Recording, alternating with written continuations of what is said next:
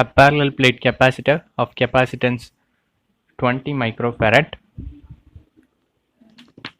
So C equal to 20 microfarad is being charged by voltage source whose potential is changing at a rate 3 volt per second. So dV by dt, which is equal to 3 volt per second.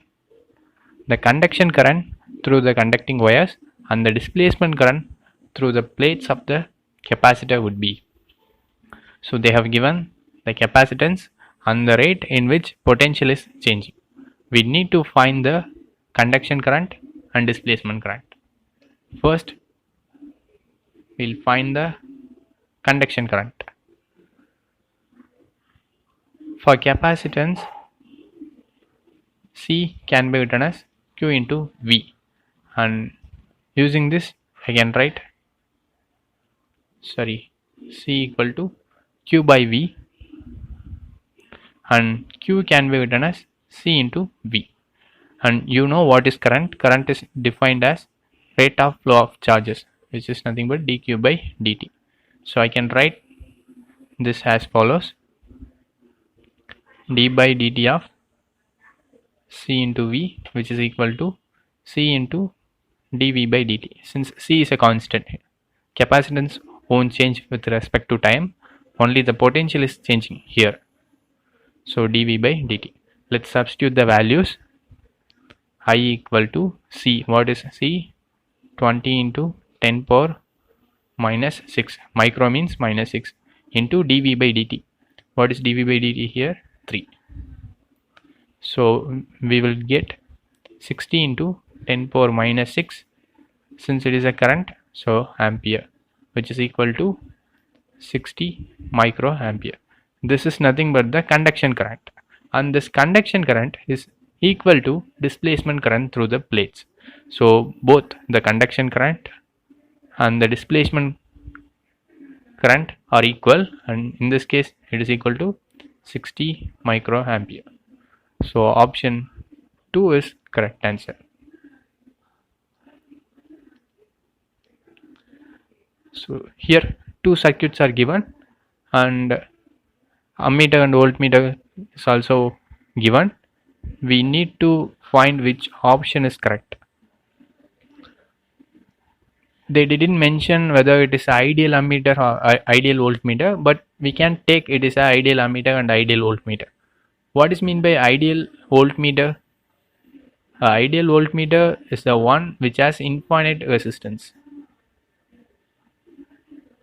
Ideal voltmeter has infinite resistance. So look at here, in the circuit 1 there is no resistor is connected with this voltmeter, but in the circuit 2 a resistance of 10 ohm is connected between this voltmeter.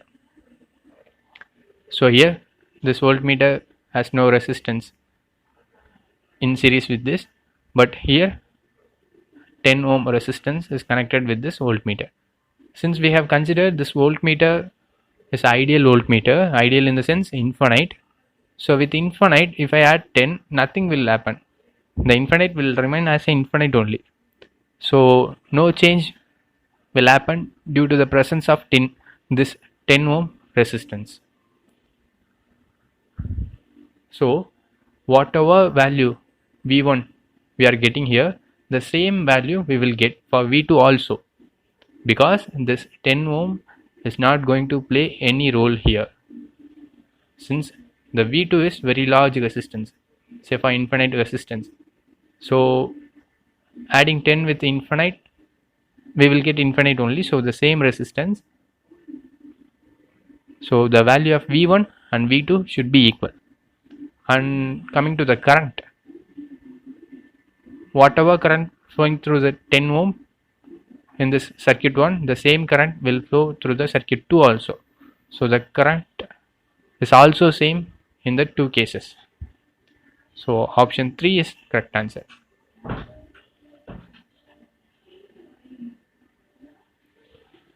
Alpha particle consists of.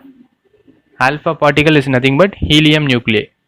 In the helium nuclei, we will have 2 protons and 2 neutrons. So this is the alpha particle. So it consists of 2 protons and 2 neutrons only.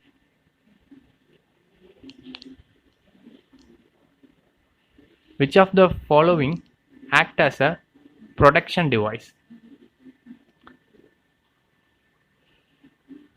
Conductor, inductor, switch, fuse. We know fuse is act as a protection device. In every home, the switchboard will have fuse.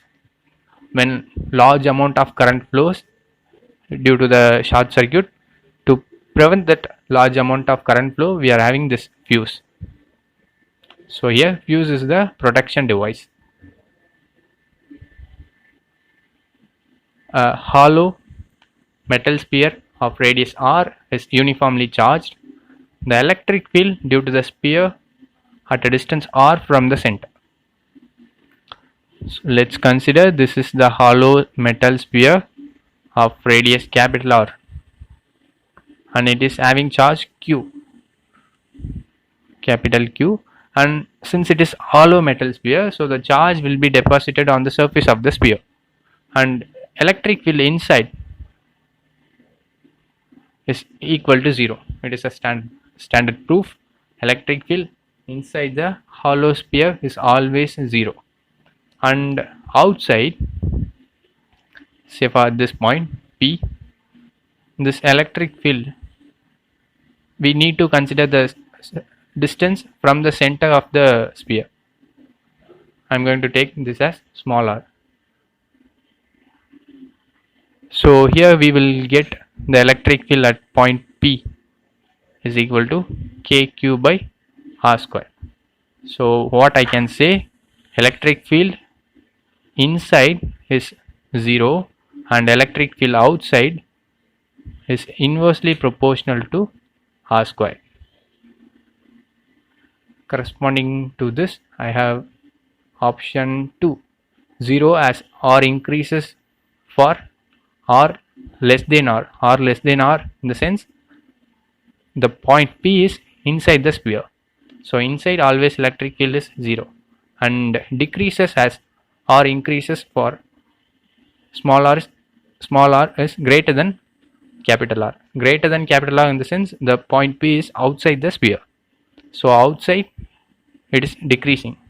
Since it is inversely proportional, so it will decrease.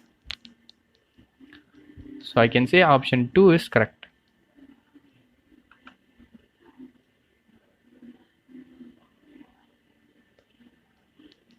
Which color of the light has the longest wavelength? Red color is having longest wavelength. It has shortest frequency, so the wavelength will be high. Red color is having longest wavelength. In an experiment, the percentage of error occurred in a measurement of physical quantities A, B, C and D are given as 1%, 2%, 3% and 4%. The maximum percentage error in the measurement of X will be. So percentage error, straight away I am going to write del X by X is equal to 2 into del A by A plus 1 by 2 del B by B plus 1 by 3 del C by C plus 3 del D by D. See, it is the combination of quotient rule and product rule. Of course, exponent also. So based on the given formula, I can write like this. So we are dealing with percentage, so it is nothing but the relative error. Straight away we can find the percentage error using this formula. 2 into del A by A, I am going to write the percentage error, which is 1%, plus 1 by 2 del B by B, which is equal to 2%, plus 1 by 3 del C by C, which is equal to 3%, plus 3 into del D by D, which is 4%. So this del x by x is into percentage. This is the percentage error in the x. So now we need to simplify this one. 2 percentage, this 2 will get cancelled, plus 1 percentage, and this 3 will get cancelled, plus 1 percentage, plus if you multiply 4 and 3 you will get 12. So the final answer will be 16 percentage.